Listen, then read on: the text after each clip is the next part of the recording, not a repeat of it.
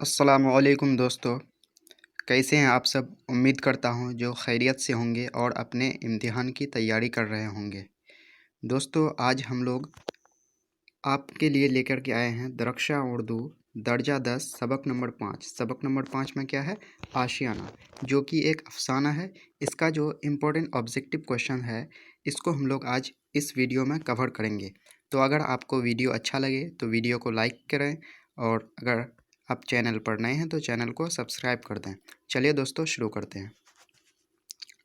तो ये जो क्वेश्चंस है आपके बोर्ड एग्ज़ाम के लिए काफ़ी इंपॉर्टेंट है, तो इसको आप ज़रूर ध्यान से देखेंगे।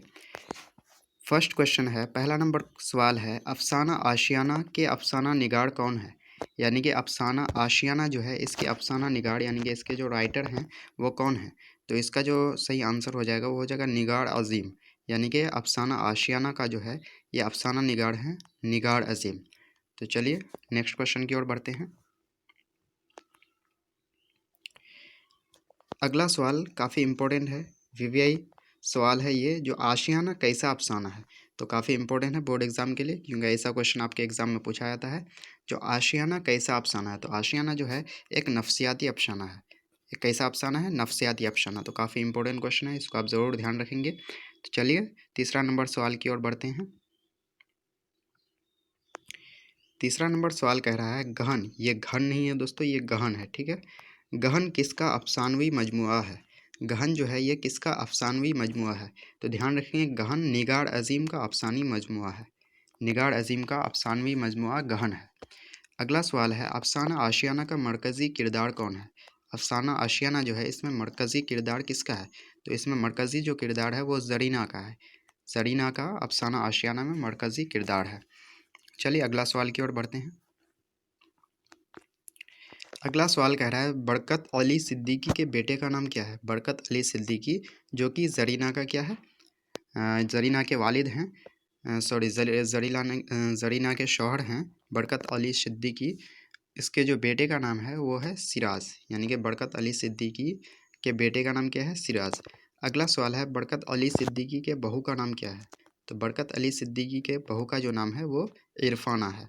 यानी कि बरकत अली सिद्दीकी के बेटे का नाम हो गया सिराज और बहू का नाम इरफाना, यानी कि इरफाना का शौहर हो गया सिराज। चलिए अगला सवाल की ओर बढ़ते हैं। अगला सवाल कह रहा है, निगार अज़ीम का मजमुआ गहन कब शाये हुआ? निगार अज़ीम का मजमुआ गहन कब शाये हुआ? तो ये शाये हुआ था 1999 में। तो काफ़ी इंपॉर्टेंट क्वेश्चन है, जो मजमुआ गहन कब शाये हुआ? तो 1999 में शाये हुआ। चलिए अगला सवाल की ओर बढ़ते हैं। अगला सवाल कह रहा है, निगार अज़ीम के पहले अफसानवी मजमूए का नाम क्या है? निगार अज़ीम का जो पहला अफसानवी मजमूआ है उसका नाम है अक्स। ध्यान रखेंगे, निगार अज़ीम का पहला अफसानवी मजमूआ का नाम अक्स है। काफ़ी इंपॉर्टेंट सवाल है ये, आप ज़रूर ध्यान रखेंगे इसको। चलिए अगला सवाल की ओर बढ़ते हैं। अगला सवाल कह रहा है, निगार अज़ीम का असल नाम बताएं। तो काफ़ी इंपॉर्टेंट सवाल है ये। निगार अज़ीम का असल नाम मलिका मिहर निगार है। मलिका मिहर निगार निगार अज़ीम का असल नाम है। चलिए अगला सवाल की ओर बढ़ते हैं। अगला सवाल कह रहा है, निगार अज़ीम ने किस मौजू में एमए किया? मौजू मतलब होता है सब्जेक्ट या विषय। तो निगार अज़ीम जो है वो उर्दू, ड्राइंग और पेंटिंग, यानी कि ये तीनों विषय में एमए किए थे। यानी कि उर्दू में भी, ड्राइंग में भी और पेंटिंग में भी। तो काफ़ी इंपॉर्टेंट सवाल है ये। चलिए अगला सवाल की ओर बढ़ते हैं। अगला सवाल कह रहा है, सिराज के की वालिदा का नाम क्या है? सिराज के वालिद का नाम बरकत अली सिद्दीकी और इसके वालिदा का नाम ज़रीना, जो कि अफसाना आशियाना का मरकज़ी किरदार है। यानी कि सिराज की वालिदा का नाम क्या हो गया? ज़रीना। अगला क्वेश्चन है, सिराज के वालिद का नाम बताएं। तो सिराज के वालिद का नाम क्या हो गया? बरकत अली सिद्दीकी, यानी कि ज़रीना का शोहर। चले अगला सवाल की ओर बढ़ते हैं। अगला सवाल कह रहा है, ज़रीना कौन थी? तो ज़रीना कौन थी? ज़रीना थी बरकत अली सिद्दीकी की अहलिया। अहलिया मतलब बीवी, यानी कि ज़रीना थी बरकत अली सिद्दीकी की अहलिया, यानी कि बीवी। चलिए अगला सवाल की ओर बढ़ते हैं।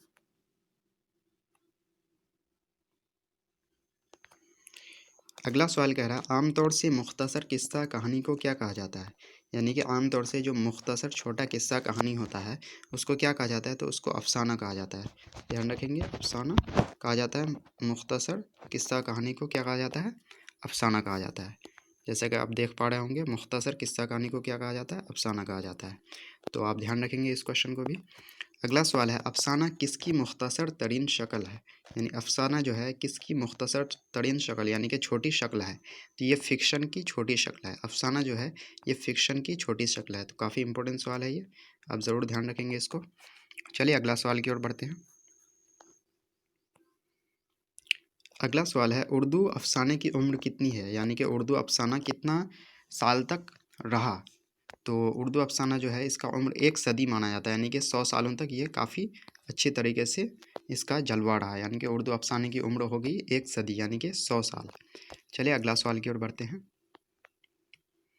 अगला सवाल कह रहा है, बरकत अली सिद्दीकी और उनकी अहलिया अपने बेटे के साथ कितने सालों तक रहे?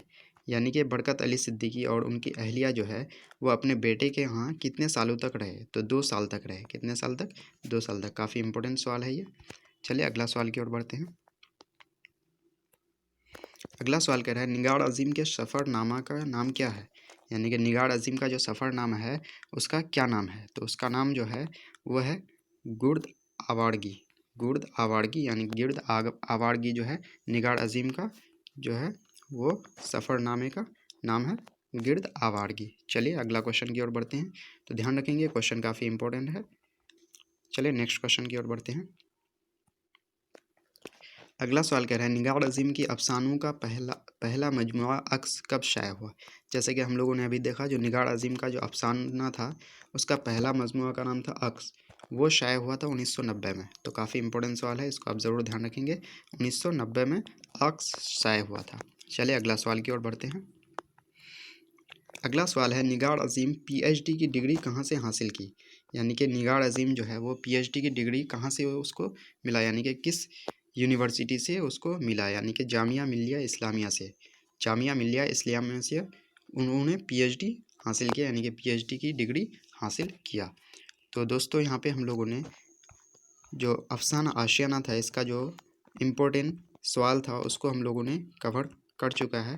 तो अगर आपको दोस्तों वीडियो अच्छा लगे तो टॉपर मिशन चैनल को सब्सक्राइब कर दीजिएगा, और उर्दू की पूरी तैयारी के लिए आप इस चैनल को सब्सक्राइब कर सकते हैं और अपने दोस्तों के साथ शेयर भी कर सकते हैं। चलिए दोस्तों, मिलते हैं अगले वीडियो में। अस्सलामु अलैकुम।